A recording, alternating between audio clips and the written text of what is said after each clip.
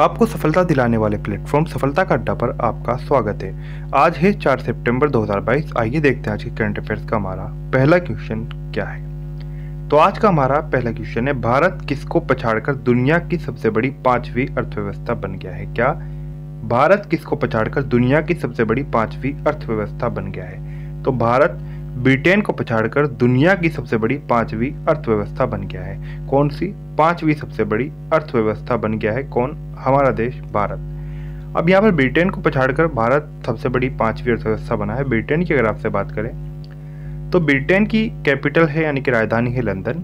Britain के prime minister हैं Boris Johnson यानी कि प्रधानमंत्री हैं यहाँ के। और यहाँ की करेंसी की बात करें तो करेंसी है यहाँ की पाउंड स्टर्लिंग। क्या पाउंड स्टर्लिंग करेंसी है कहाँ की?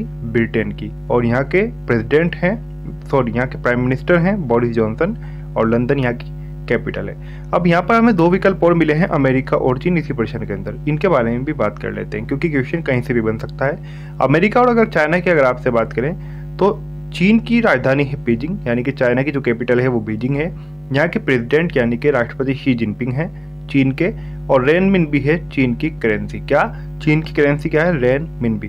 अब अमेरिका की आपसे बात कर लेते हैं। तो अमेरिका की अगर आपसे बात करें तो अमेरिका यहाँ की राजधानी है वॉशिंगटन डीसी। क्या है? Washington DC. यहाँ के जो राष्ट्रपति हैं यानी कि यहाँ के प्रेसिडेंट हैं वो है जो बाइडन। कौन है? जो बाइडन। और यहाँ की जो वाइस प्रेसिडेंट हैं वो है कमला हैरिस। कौन है? कमला हैरिस। इनका संबंध भारतीय मूल से है, ये बात भी आपको याद रखनी है। अगर करेंसी की बात करें कि करेंसी क्या है अमेरिका की, तो वो है अमेरिकी डॉलर। क्या है? अमेरिकी डॉलर।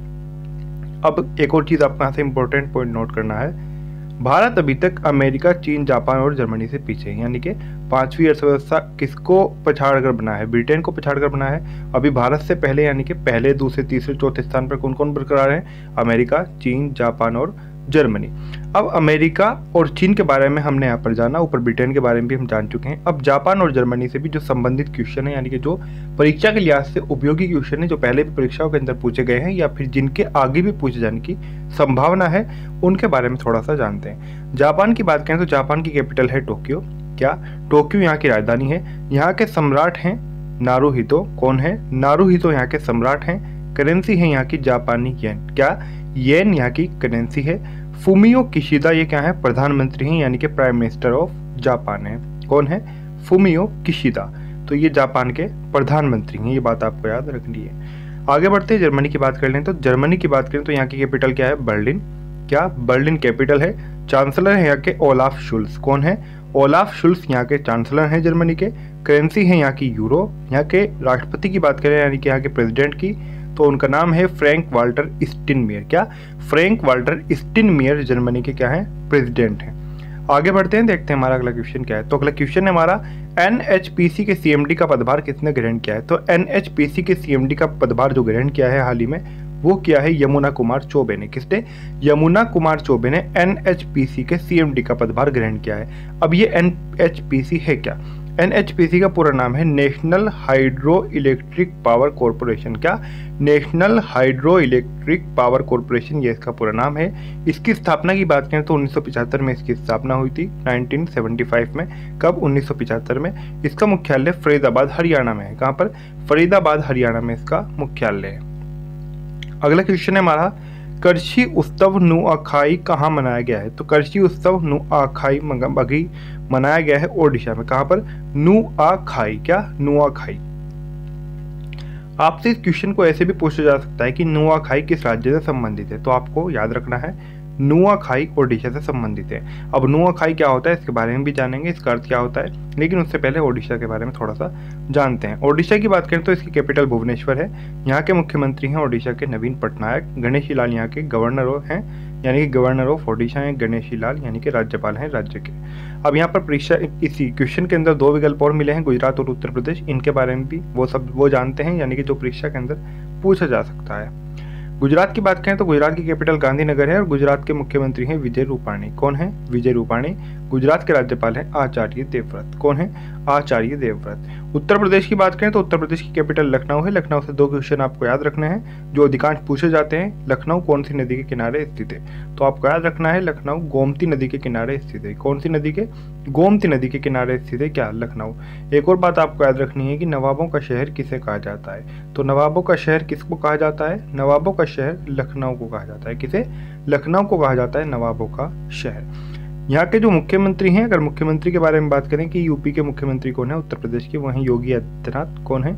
योगी आदित्यनाथ। आनंदीबेन पटेल यहाँ की गवर्नर हैं, उत्तर प्रदेश की यानी कि राज्यपाल हैं। इसके नुआ खाई के अर्थ की बात करें यानी कि इसका मतलब क्या है, मीनिंग?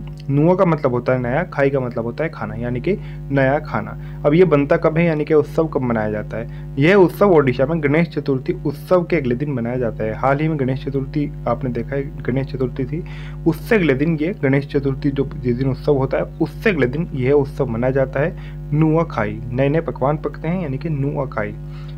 आगे बढ़ते हैं, देखते हैं हमारा अगला क्वेश्चन क्या है। तो अगला क्वेश्चन है हमारा, तेलंगाना के बाद महिला निधि ऋण योजना शुरू करने वाला देश का कौन सा राज्य बन गया है? क्या? देश का दूसरा राज्य। तेलंगाना के बाद महिला निधि ऋण योजना शुरू करने वाला देश का दूसरा राज्य कौन बन गया है? यानी कि ये योजना पहले तेलंगाना के द्वारा शुरू की हुई है, अब इसे हाल ही में किसी दूसरे राज्य के द्वारा शुरू किया गया है। तो इसे राजस्थान के द्वारा शुरू किया गया है, यानी कि राजस्थान वो दूसरा राज्य बन गया हमारे देश का जिसने महिला निधि ऋण योजना शुरू की है। अब राजस्थान की बात करें तो राजस्थान की कैपिटल जयपुर है। राजस्थान के मुख्यमंत्री अशोक गहलोत हैं। राजस्थान के जो गवर्नर हैं यानी कि राज्यपाल हैं वो हैं कलराज मिश्र। कौन है? कलराज मिश्र। राजस्थान से एक और बात याद रखनी है आपको, राजस्थान किस देश के साथ सीमा साझा करता है? तो पाकिस्तान के साथ राजस्थान अपनी सीमा साझा करता है। यहाँ पर तेलंगाना की बात हुई है, साथ ही साथ हमें इस प्रश्न के अंदर 2 विकल्प और हैं यहाँ पर हमारे पास में, उत्तराखंड और अरुणाचल प्रदेश। इनके बारे में तीनों राज्यों के थोड़ा सा जानते हैं। तेलंगाना की बात कर लेते हैं। तेलंगाना की कैपिटल है हैदराबाद। क्या? तेलंगाना की राजधानी हैदराबाद है। तेलंगाना के जो सीएम हैं वो हैं के चंद्रशेखर राव और तेलंगाना के राज्यपाल हैं तमिलिसाई सौंदरराजन। कौन? तमिलिसाई सौंदरराजन। उत्तराखंड राज्य की बात करें तो उत्तराखंड, इसका पहले नाम था उत्तरांचल। क्या था? उत्तरांचल इसका पहले नाम था। इसका जो गठन हुआ यानी कि अस्तित्व में आया वो 2000 में आया, यानी कि जब 2000 चल रहा था उत्तर प्रदेश से काटकर इसको अलग बनाया गया था, एक नया राज्य। उस समय नाम उत्तरांचल था जो कि 2007 में बदलकर क्या हो गया? उत्तराखंड इसका नाम कर दिया गया। और जब राज्य बना, अस्तित्व में आया, जब से इसकी राजधानी देहरादून ही थी, लेकिन अब इसकी राजधानी एक और कर दी गई है, यानी कि अब इस राज्य में 2 राजधानियाँ हो गई हैं। कुछ वर्ष पहले जब से अस्तित्व में आया तो देहरादून ही राजधानी थी, हालांकि देहरादून अब भी राजधानी है। एक और नई राजधानी बनी है गैरसैंण। तो आपको याद रखना है उत्तराखंड की 2 राजधानियां हैं, देहरादून और गैरसैंण। मुख्यमंत्री हैं यहाँ के पुष्कर सिंह धामी देहरादून के। गुरमीत सिंह हैं यहाँ के राज्यपाल। कौन? गुरमीत सिंह। अरुणाचल प्रदेश की बात करें तो अरुणाचल प्रदेश की राजधानी ईटानगर है। यहाँ के मुख्यमंत्री पेमा खांडू हैं और बीडी मिश्रा हैं यहाँ के राज्यपाल, यानी कि गवर्नर ऑफ अरुणाचल प्रदेश हैं बीडी मिश्रा। अब आगे बढ़ते हैं, देखते हैं हमारा अगला क्वेश्चन क्या है। अगला क्वेश्चन है हमारा, ई गवर्नेंस पोर्टल समर्थ किसने शुरू किया है? क्या? समर्थ। इस क्वेश्चन को आपसे ऐसे भी पूछा जा सकता है कि समर्थ किस राज्य से संबंधित है? तो इसे शुरू किया है उत्तराखंड ने। किसने शुरू किया है? उत्तराखंड ने शुरू किया है। अब यहाँ पर उत्तराखंड के बारे में विशेष रूप से जानने की जरूरत नहीं, क्योंकि अभी हम इससे पहले ही वाले क्वेश्चन में आपने ऊपर देखा होगा, उत्तराखंड के बारे में हम अभी ऊपर पढ़कर आए हैं। अब यहाँ पर अन्य विकल्प हैं असम और हरियाणा, इनके बारे में जानते हैं। उत्तराखंड संबंधित यानी कि समर्थ किसने शुरू किया है? उत्तराखंड ने। ई गवर्नेंस पोर्टल है, इस पर उत्तराखंड से संबंधित यानी कि परीक्षाओं, योजनाओं सहित कई प्रकार की अपडेट मिलेगी। अब हरियाणा असम की बात कर लेते हैं। हरियाणा की राजधानी चंडीगढ़ है और यहाँ के मुख्यमंत्री हैं मनोहर लाल खट्टर। कौन है? मनोहर लाल खट्टर। बंडारू दत्तात्रेय हैं यहाँ के राज्यपाल। कहाँ के राज्यपाल हैं बंडारू दत्तात्रेय? हरियाणा के। अब असम की बात कर लेते हैं। तो असम जो है यहाँ की राजधानी है दिसपुर। क्या? असम की राजधानी क्या है? दिसपुर। और यहाँ के मुख्यमंत्री हैं हेमंत विश्व शर्मा। कौन? हेमंत विश्व शर्मा असम के क्या है? मुख्यमंत्री हैं यानी कि चीफ मिनिस्टर हैं। जगदीश मुखी हैं यहाँ के राज्यपाल। कौन है? जगदीश मुखी असम के राज्यपाल हैं। अगला क्वेश्चन है हमारा, सांस्कृतिक परिषद फोरम की स्थापना के लिए भारत और किसने एक समझौता पर हस्ताक्षर किए हैं? एक समझौता ज्ञापन पर हस्ताक्षर किए हैं ताकि सांस्कृतिक परिषद फोरम की स्थापना की जा सके। तो भारत ने यूएई के साथ ही समझौता ज्ञापन पर हस्ताक्षर किए हैं। अब यूएई की बात करें तो यूएई की कैपिटल है अबू धाबी। यूएई की करेंसी है यूएई दिरहम। यूएई के जो राष्ट्रपति हैं वो हैं मोहम्मद बिन जायद अल नाहयान। क्या? मोहम्मद बिन जायद अल नाहयान। मोहम्मद बिन जायद अल नाहयान यहाँ के क्या हैं? ये यहाँ के प्रेसिडेंट हैं। वाइस प्रेसिडेंट की बात करें यानी कि उपराष्ट्रपति, दुबई के उपराष्ट्रपति हैं शेख मोहम्मद, यानी कि यूएनओ के यूएई के यूएई के, किसके? यूएई के वाइस प्रेसिडेंट, यूएई की बात हो रही है यहाँ पर, तो वह हैं शेख मोहम्मद राशिद बिन अल मखतूम। कौन? शेख मोहम्मद राशिद बिन अल मखतूम। आगे बढ़ते हैं, देखते हैं हमारा अगला क्वेश्चन क्या है। अगला क्वेश्चन है हमारा, ब्लू एनर्जी मोटर्स ने भारत के पहले एलएनजी इंजन से चलने वाले किस वाहन को लॉन्च किया है? एलएनजी इंजन से चलने वाला भारत का पहला वाहन लॉन्च हुआ है, वह है ग्रीन ट्रक। किसने किया है? ब्लू एनर्जी मोटर्स ने। किसने? ब्लू एनर्जी मोटर्स के द्वारा लॉन्च किया गया है। ये पहला वाहन है क्या? Green truck. एलएनजी की बात करें तो एलएनजी का पूरा नाम है लिक्विफाइड नेचुरल गैस। क्या? लिक्विफाइड नेचुरल गैस एलएनजी का पूरा नाम है। अगला क्वेश्चन है हमारा, लक्ष्मण नरसिम्हन स्टारबक्स के नए सीईओ बने हैं। क्या बने हैं? सीईओ बने हैं। किसके? स्टारबक्स के। कौन? लक्ष्मण नरसिम्हन। ये किस मूल के निवासी हैं? तो लक्ष्मण नरसिम्हन भारतीय मूल के हैं। ये स्टारबक्स के क्या बन गए हैं? सीईओ बन गए हैं।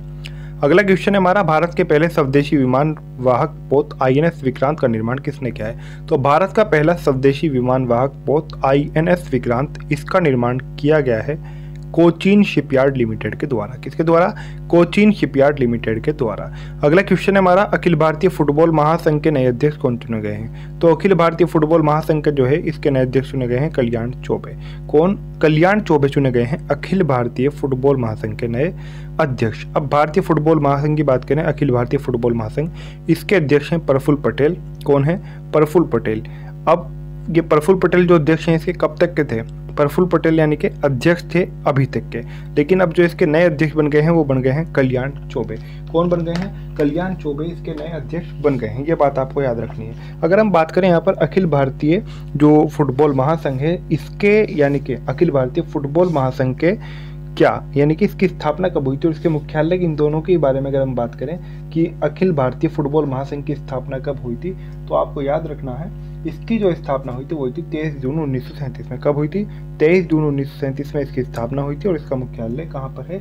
नई दिल्ली में। कहाँ पर है? नई दिल्ली में। लेकिन एक और बात आपको याद रखनी है, अगर आपको यहाँ पर जो मैं आपको प्रफुल्ल पटेल जो पढ़ाया, हो सकता है कि आपकी जो हाल ही में परीक्षा हो 15 दिन बाद हो, 1 महीने बाद हो सकता है कि वो पेपर पहले ही बन चुका हो, उसके अंदर जब तक चेंज ना हो, तो इसलिए आपको याद रखना है अगर वहाँ पर आपको यहाँ पर चौबे का नाम ना मिले, यानी कि चौबे जी जो भी हैं ये, तो अगर वहाँ पर आपको कल्याण चौबे का नाम ना मिले तो आपको वहाँ पर नाम मिलेगा। अगर एक क्वेश्चन पूछ लिया जाता है कि इसके अध्यक्ष कौन बने हैं, कल्याण यानी कि कौन है, कल्याण चौबे का अगर नाम नहीं मिलता है तो प्रफुल्ल पटेल का नाम मिलेगा। तो अध्यक्ष अभी तक थे प्रफुल्ल पटेल, नए अध्यक्ष बन गए हैं कल्याण चौबे। दोनों को ही आपको ध्यान से याद रखना है। आगे बढ़ते हैं, देखते हैं हमारा अगला क्वेश्चन क्या है। अगला क्वेश्चन है हमारा, आयुर्वेद के छात्रों के लिए स्पार्क पहल की शुरुआत किसने की है? तो स्पार्क पहल की शुरुआत की है आयुर्वेद के छात्रों के लिए CCRAS ने। किसने की है?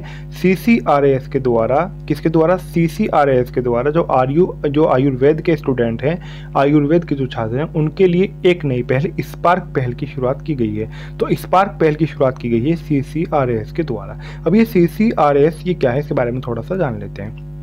CCRAS इसका पूरा नाम है central council for research in Ayurveda and सिद्धा। क्या? Central council for research in Ayurveda and सिद्धा।